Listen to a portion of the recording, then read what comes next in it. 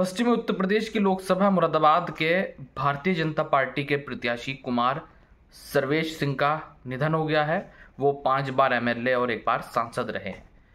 दोस्तों, मुरादाबाद में पहले चरण में चुनाव हुए थे। महज 24 घंटे बाद ही उनका निधन हो गया, जिसके बाद कई लोग ये सवाल पूछ रहे हैं, क्या मुरादाबाद सीट पे अब दोबारा से चुनाव होंगे?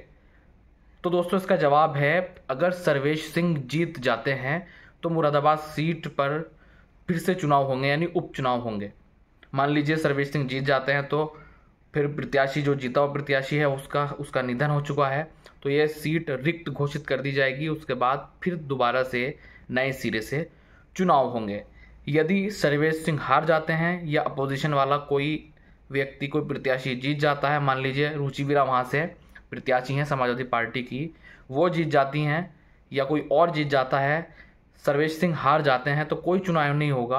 और दूसरा सवाल लोग ये पूछ रहे थे, क्या काउंटिंग में या फिर किसी चीज़ में किसी तरह की कोई दिक्कत परेशानी होगी या कुछ काउंटिंग वाउंटिंग में कुछ हो सकता है? ऐसा कुछ नहीं है, कुछ असर नहीं पड़ेगा। यदि सर्वेश सिंह जीत जाते हैं तो दोबारा उपचुनाव होंगे, नहीं जीतेंगे कोई और जीतेगा तो कोई फर्क नहीं पड़ेगा।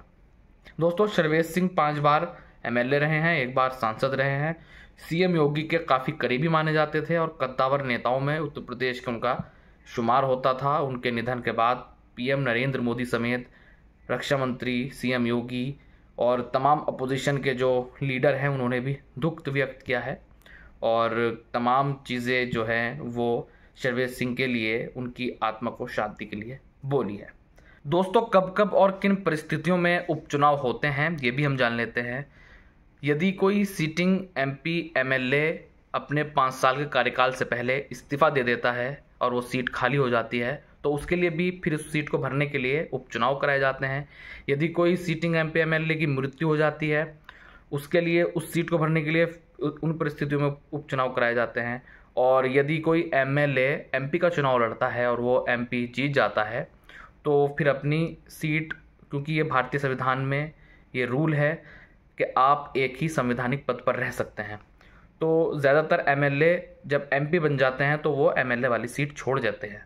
तो जैसे ही वो एमएलए वाली सीट खाली होती है, उसको भरने के लिए भी उपचुनाव कराए जाते हैं।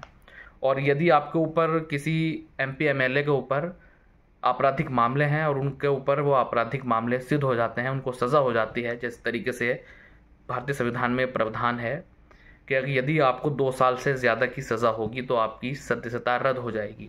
जब जैसे ही सदस्यता रद्द होगी, सिद्ध आपको ऊपर वो अपराध हो गया है, तो फिर उपचुनाव कराए जाएंगे।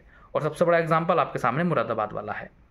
जैसे अभी हुआ, प्रत्याशी पहले ही अभी वोटिंग के बाद उनकी मृत्यु हो गई और रिजल्ट आया भी नहीं। फिलहाल देश वार्ता में अजहान अंसारी को दीजिए इजाज़त। जय हिंद, जय भारत।